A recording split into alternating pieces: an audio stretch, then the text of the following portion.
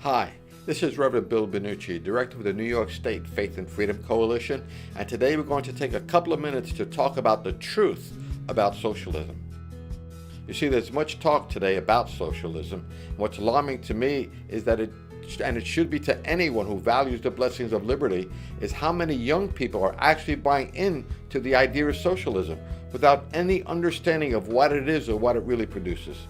The best metaphor I've heard about it is about the mouse who dies in the mousetrap because he doesn't understand why the cheese is free. First of all, the whole move towards socialism comes from the idea that we must all share with one another equally so that we can be equal in every way, and no one would be deprived of the necessities of life. It sounds good in its simple form. It's about creating a utopian society where everyone's needs would be met because everything would be free, like health care and education. It's very idealistic. One might think, well, what could be wrong with that? Two things. First of all, it's not based in reality. Churchill told us, he said, he has no heart who is not a liberal by age 20, but he has no brains who is not a conservative by age 40.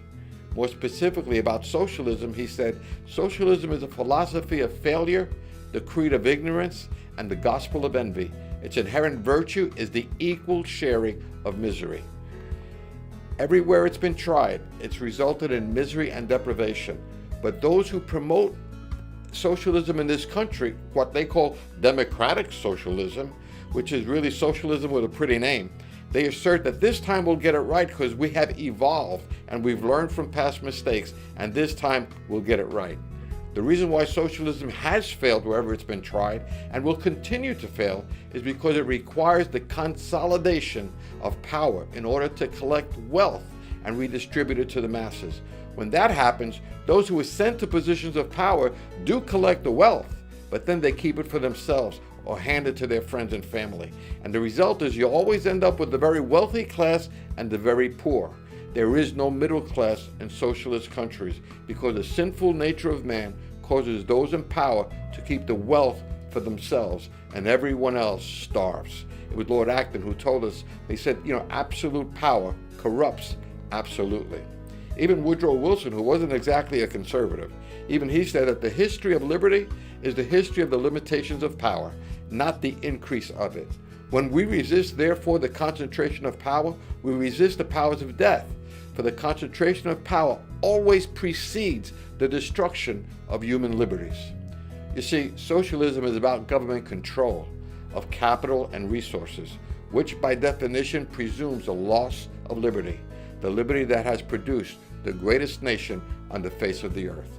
It was Ben Franklin who told us, he said, whoever would give up liberty for security deserves neither. Now, what's the biblical model?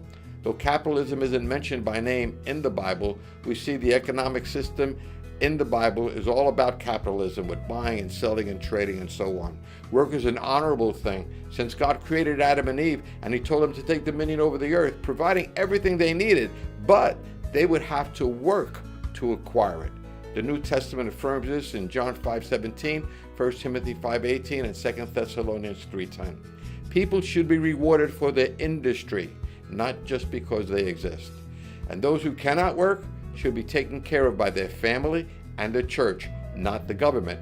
You see, the proper role of the government is simply to secure the blessings of liberty, providing all the equal opportunity to thrive and prosper. It's never to be the provider for the people. For those who cannot provide for themselves, the government must be the last resource after the family and the church. It must never take the place of the family or the church, or they'll become irrelevant in society, and the government will take the place of Jehovah Jireh, our provider. But someone might say, well, didn't Christians in the early church practice socialism when they pooled all their resources, where the Bible says they had all things in common? That wasn't socialism, because each man gave what they decided in their own hearts to give, freely out of their own will, not out of compulsion or obligation, according to 2 Corinthians 9:7. See, socialism is about forced confiscation and redistribution of wealth. That is not liberty. In fact, it's a violation of at least two of the 10 Commandments. Thou shalt not steal, and thou shalt not covet thy neighbor's goods. You see, socialism is motivated by envy. Socialism sees a pie that must be cut up in equal pieces, a pie that's always the same size. Capitalism sees an ever-increasing pie that grows as industry and people thrive. Socialist economics say take from others what you think you deserve.